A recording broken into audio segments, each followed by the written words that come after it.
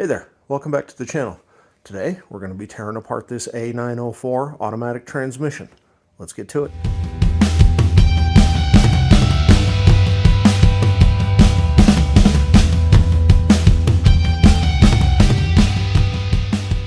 I picked up this 904 not too long ago. It was married to a 225 that I was buying as a core for working on the Slant 6 and the 67 Dart.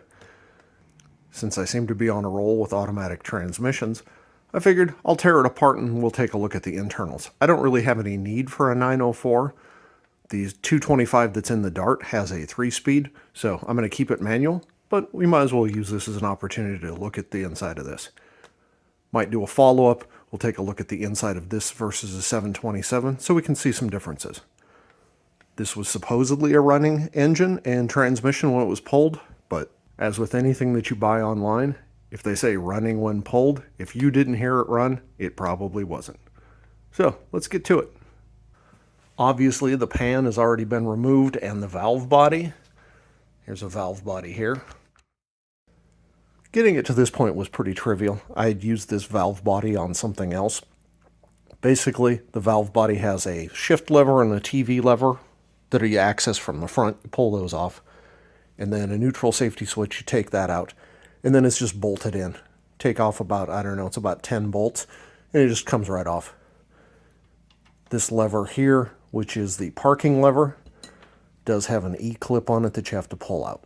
But otherwise, it's really trivial, and it's the same process as a 727. I probably have that. I can link it up here, I think. Let's continue the teardown, though. Pull out the accumulator piston. There's a spring that's normally right here as well. I'm not exactly sure where it's at. It's around here somewhere. Now we need to loosen the bands. We can loosen this one here. The kickdown has to be loosened from the backside. So we just take this lock nut, loosen it, and then remove the screw all the way out.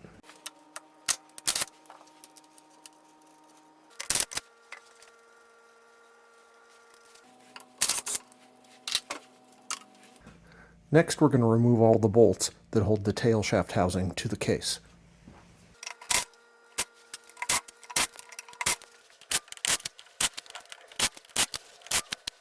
Like the 727, we can use a slide hammer to pull this pump out. This bolt hole and this bolt hole are threaded.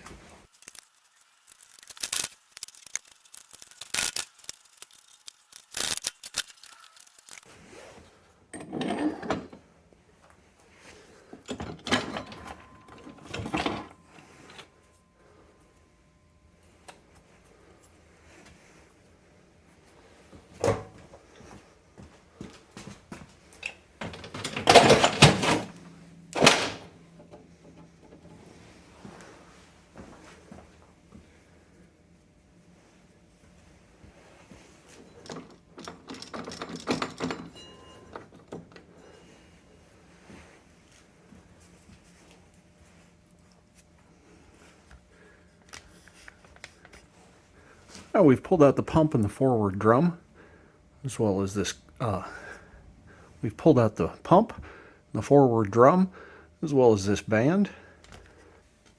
Next I'm going to go and pull this snap ring right here out so that we can pull the drive shell out.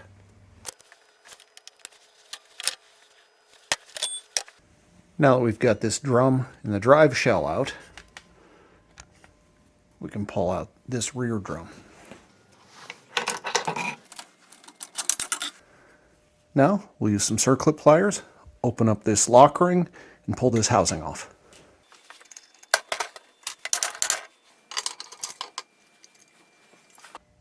That circlip went into the groove in this bearing. That's what was holding it on. Unlike a 727, this only has a snap ring toward the tail shaft. It does not have one here, so we just take that snap ring out, and then this bearing comes off. The governor is held on with another snap ring here. Now that we have that off, we need to take this E-clip off, and this pin goes all the way through this tail shaft.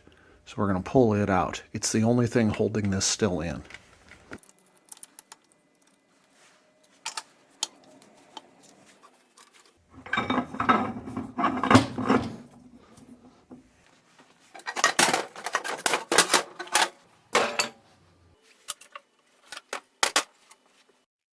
Now the governor and parking gear just pull right out. Now we can remove this rear support. Now we'll take out the sprag, also known as an overrun clutch. The last things on this case are these two servos.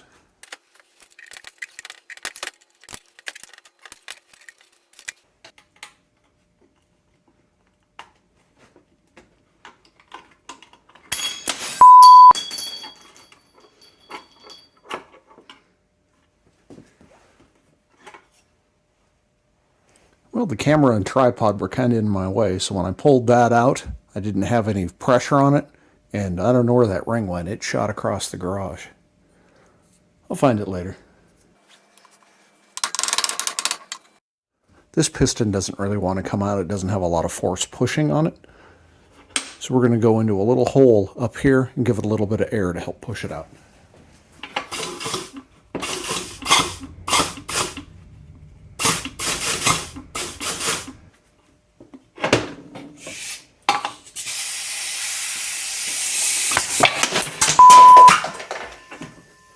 Well, I guess it's out. I don't know where the it went, but oh. In hindsight, you might want to swing this up over it and hold it with your thumb. Okay, we've got everything out of the case, so we'll set this aside and then we'll start disassembling these, take a look at the clutches and things like that. Alright, here are all the sub-assemblies that were inside of that 904. This is the direct drum here. It's got a pretty good groove on it there. Let's take a look at the band and see if we've got metal-to-metal contact doing that.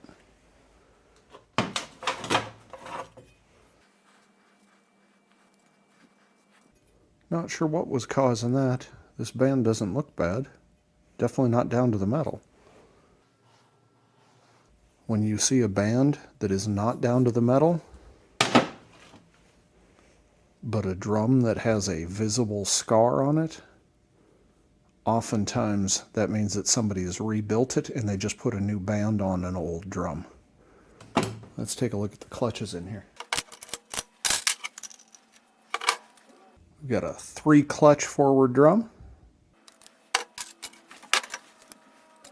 These clutches and steels, they look pretty good. This one's a little worn, but nothing terrible. It definitely didn't overheat. Let's take a look at this rear clutch. I can see it's 3 clutches as well.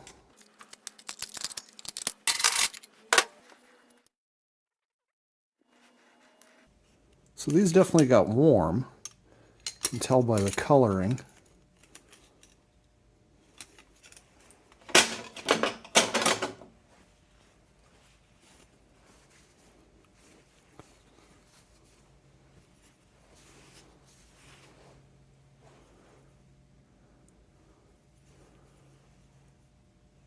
You can see it's kind of got a little bit of discoloration. Let's see.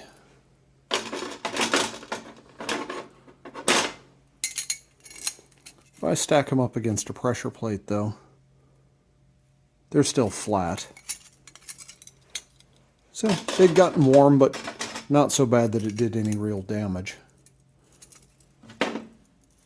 So I don't have any doubt that the guy was telling the truth. This one probably still ran just fine when it was taken apart. So we've got a 3-pinion planetary here. You can see the cage is just stamped steel. It doesn't just pull out. There's a snap ring back here that's holding it in. We might as well take this apart and take out that planet. Again, just using the same circlip pliers that I used for the tail shaft.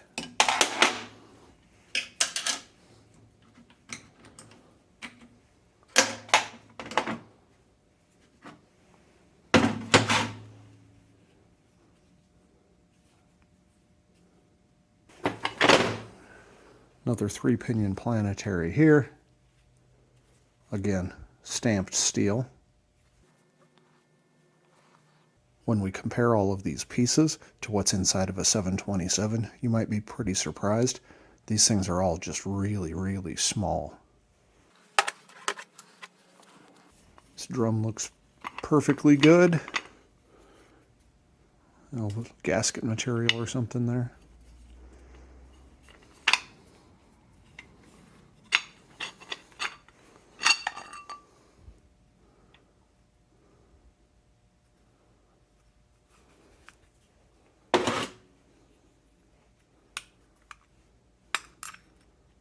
Yeah, a little bit of wear, but not much. The pump is down inside here. I'm not going to bother taking it apart because it's not all that interesting, and everything else looks just fine on this transmission. Well, and there you go. That's the inside of an A904 transmission. Hopefully it was interesting. Thanks for watching.